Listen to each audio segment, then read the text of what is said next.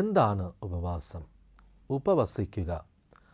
ഉപവസിക്കുക എന്നാൽ കൂടെ ആയിരിക്കുക എന്നാണ് അതിൻ്റെ അർത്ഥം. ആരോടൊപ്പം കൂടെ ആയിരിക്കുക എന്നുള്ളത് ഇവിടെ ചിന്താവിഷയമാണ്. ദൈവത്തോടൊപ്പം ആയിരിക്കുക എന്നുള്ളതാണ്. അദൃശ്യനായ ദൈവത്തോടൊപ്പം നമുക്കായിരിക്കുവാൻ സാധിക്കുമോ? മറ്റൊരു ചോദ്യമാണ്. സാധിക്കും. ഈ നോമ്പ് കാലത്ത് ഞാൻ എൻ്റെ കുടുംബത്തോടൊപ്പം ആയിരിക്കുന്നത് ഉപവാസമാണ്. ഞാൻ പുണ്യപ്രവർത്തികൾ ചെയ്യുന്നത് ഉപവാസമാണ്. ഞാൻ കാരുണ്യപ്രവർത്തികൾ ചെയ്യുന്നത് അതൊരു ഉപാസനയും ഉപവാസവുമാണ്. കൂടെ ആയിരിക്കുക എന്നാൽ ദൈവ സാന്നിധ്യത്തിൽ ആയിരിക്കുക എന്നുള്ളതാണ്. പ്രിയപ്പെട്ടവരെ, ഈ തപശ്ചര്യകളിലൂടെ കടന്നു പോകുമ്പോൾ ആത്മശോധന ചെയ്യുക. എൻ്റെ ജീവിതത്തിൽ ഈ നോമ്പുകാല അനുഭവം ഒരു ഉപാസനയുടെ അനുഭവമാക്കി തീർക്കുവാൻ എനിക്ക് കഴിയണം. എപ്രകാരമാണ് അതിന് സാധ്യമാവുക? നമ്മുടെ തിരക്കേറിയ ജീവിതത്തിൽ രാവിലെ എഴുന്നേൽക്കുന്നു, എല്ലാ കാര്യങ്ങളും ചെയ്യുന്നു, ജോലിക്ക് പോകുന്നു, പഠിക്കേണ്ടവർ പഠിക്കാനായിട്ട് പോകുന്നു.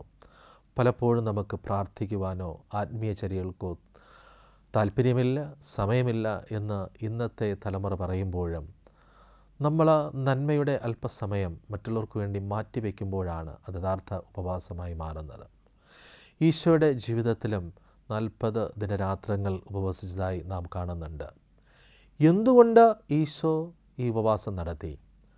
അവൻ്റെ 3 വർഷത്തെ ആത്മീയ പ്രേക്ഷിത ദൗത്യത്തിനു വേണ്ടി ഊർജം സംഭരിക്കുവാനുള്ള ഒരവസരമാക്കി ഈശോയുടെ ഉപവാസന ദിനങ്ങൾ പ്രയോജനപ്പെടുത്തി എന്ന് നാം വചനത്തിൽ ധ്യാനിക്കുന്നു.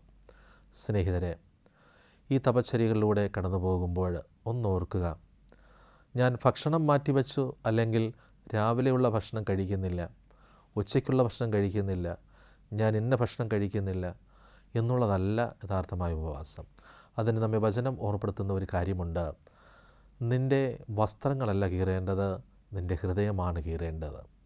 എന്ന് വച്ചാൽ മനസ്സിൻ്റെ അന്തരത്തെ കീറിമുറിക്കുന്ന തെറ്റായ ബോധ്യങ്ങളുടെയും പാപത്തിൻ്റെ അവസ്ഥകളെയും കീറിമുറിച്ച് ഉപേക്ഷിച്ചാൽ മാത്രമേ യഥാർത്ഥമായ ഉപവാസമായി നിറവേറ്റുവാൻ നമുക്ക് കഴിയുകയുള്ളൂ. ഈ നോമ്പുകാല സ്മരണകളിലൂടെ നമ്മൾ യാത്ര തുടരുമ്പോൾ നമുക്ക് ആത്മാർത്ഥമായി ചിന്തിക്കാം, പ്രാർത്ഥിക്കാം. എൻ്റെ ഉപവാസം യഥാർത്ഥത്തിലുള്ള ഒരു ഉപവാസമാണോ?